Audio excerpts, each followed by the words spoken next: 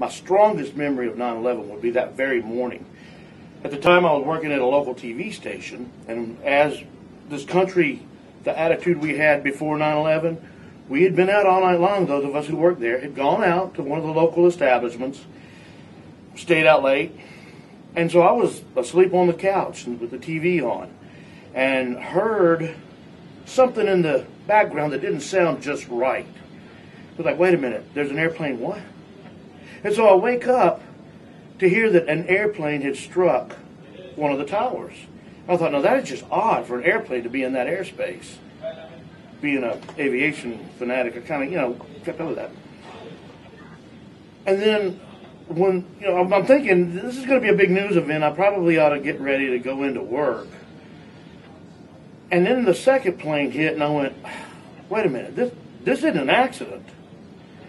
It was funny, too, because I'm flipping around the channels, as news people often do, to compare news coverage and get the best coverage. And at that particular point, it was more like, wait a minute, what's going on? I need to see what's going on.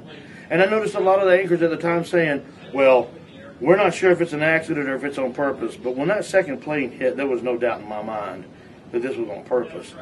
And I think terror mixed with, oh, my God, total not knowing what's going on, plus knowing that we're going to have a major news day and I needed to get back to work.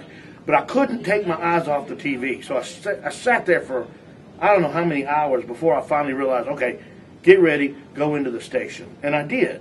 And as I had assumed, it was a very heavy news day that day. But a funny thing that we're doing this now because just this very weekend, I happen to have my second most powerful memory. I was at Tannehill State Park this weekend for an event. And in the Iron and Steel Museum, which I had not been in maybe once years ago, there is a display of a piece of iron from the towers at the Iron and Steel Museum. It was surprisingly emotional. Very emotional.